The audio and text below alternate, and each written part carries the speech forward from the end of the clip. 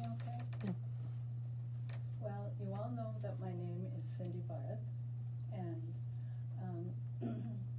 Kristen and I are... Speak up, Cindy.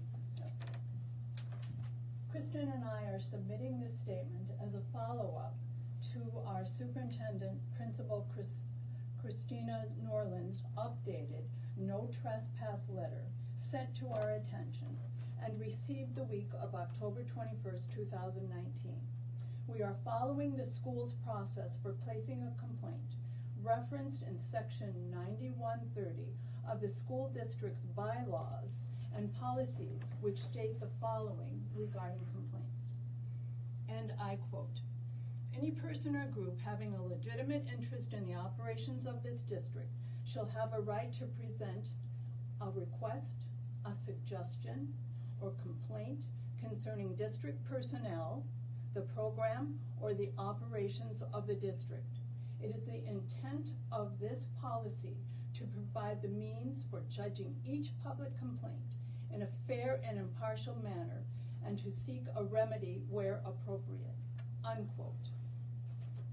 Kristen and I have attempted to resolve our complaint with Mrs. Norland through multiple avenues since receiving her letter and have been unable to resolve our concerns with her directly. We have completed the following: written to Mrs. Norland on November 21st, 2019, approached her and the board at the October 28th and November 18th, 2019 board meetings during public comments, and also requested the assistance of a mediator to help us resolve Mrs. Norland's concerns. None of our efforts to date have resulted in a satisfactory resolution to our concerns.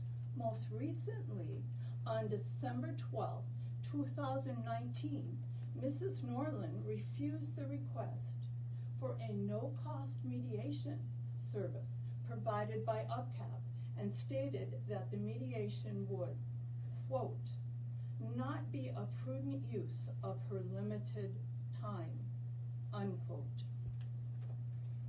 As a result of the lack of resolution to our complaint, we are submitting the following information and request in compliance with section 9130 of the Dollar Bay Tamarack City School bylaws and policies.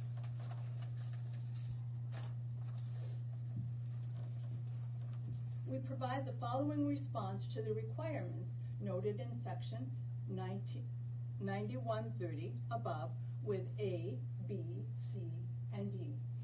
A.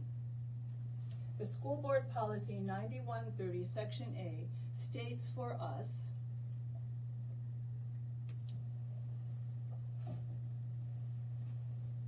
that we have to state the specific nature of the complaint and a brief statement of the facts giving rise to it. In a prior public comment made to the board on October 28th and November 18th, as well as a memo emailed to Mrs. Norland and copied to the board on November 5th, 2019, we have responded in detail to each of Mrs. Norland's statements regarding our October 16th school visit. A document with our memo questions combined with Mrs. Norland's responses will be provided to the board as a separate attachment. B. School Board Policy 9130 Section B states for us to provide the respect in which it is alleged that we have been affected adversely. Our response: 1.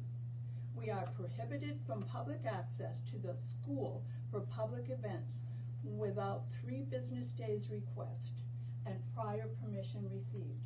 These include a recent craft show, attending the Veterans Memorial Program, attending a basketball game, and any other events that are held at school and open to the public.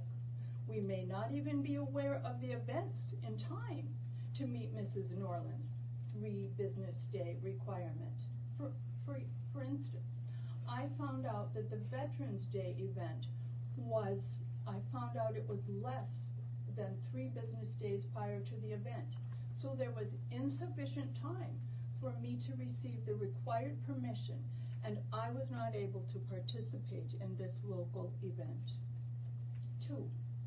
Mrs. Norland has required fees for access to public information, and it was in the process of paying these required fees that we made the October 16th visit that was the basis for Mrs. Norland's letter.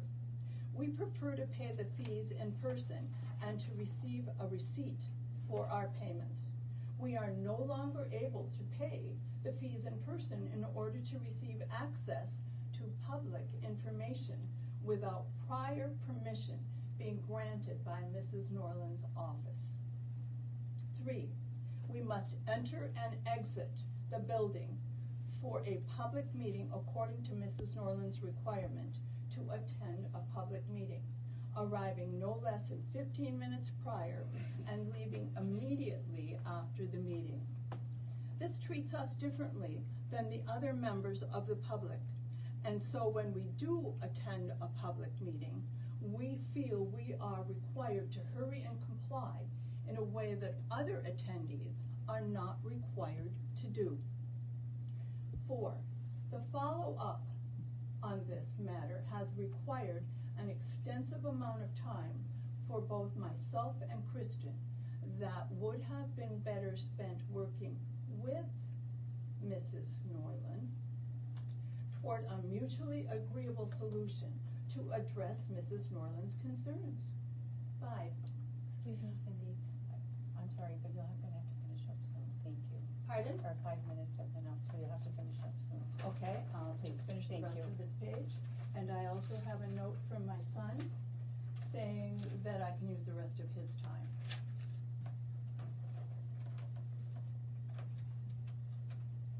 Five, I have noted an adverse effect on my own health and my family life due to the stress caused by Mrs. Norland's letter.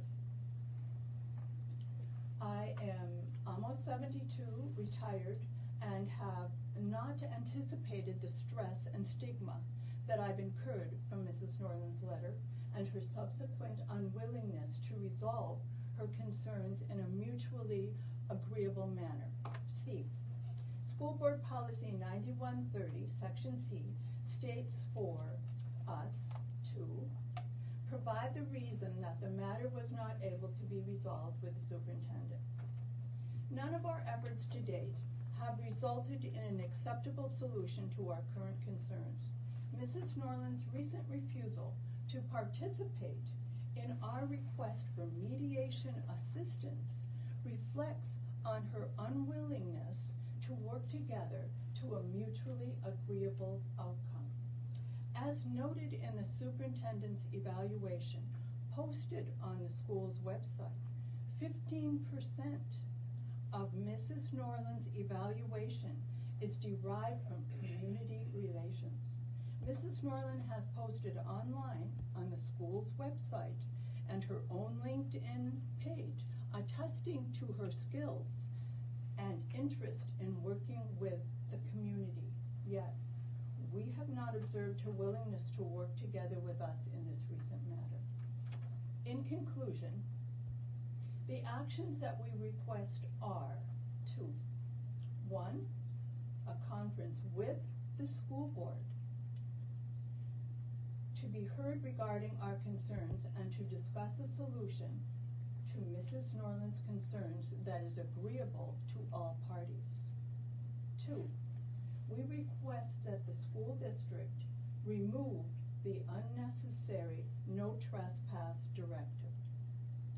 The reason that we feel the above actions should be taken are that the above actions would demonstrate good faith on the part of the school district and would promote trust that the school district is able to successfully and effectively address citizens' concerns.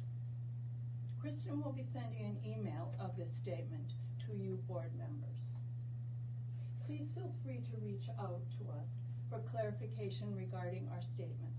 We look forward to working together toward an acceptable solution for all parties.